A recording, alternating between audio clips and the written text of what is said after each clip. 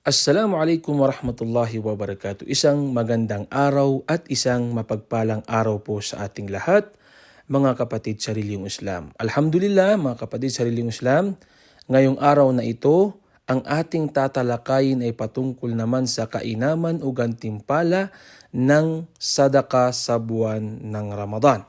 So marami pong kainaman at gantimpala ang sadaka sa buwan ng Ramadan. At kasama rito, sinabi ng Propeta Muhammad sallallahu alaihi wasallam, "Man fattara sa'iman kana lahu mithlu ajrihi, ghaira annahu la yanqusu min ajri as-sa'imi shay'un." Rawahu Tirmidhi. Kabilang sa mga kainaman o gantimpala ng sadaka sa buwan ng Ramadan, sinabi ng Propeta Muhammad sallallahu alaihi wasallam, ang sino mang magpakain sa isang nag-aayuno upang siya ay magbukas ng kanyang pag-aayuno, iftar, ay magkakaroon ng gantimpala katulad ng gantimpala ng nag-aayuno nang hindi nababawasan ang gantimpala ng taong nag-aayuno kahit kaunti.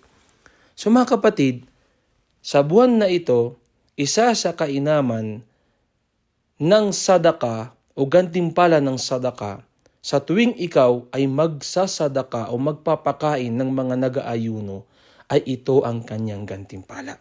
So mga kapatid sa reliyong Islam, mayroon na lamang pong 11 or 10 days na natitira sa buwan ng Ramadan.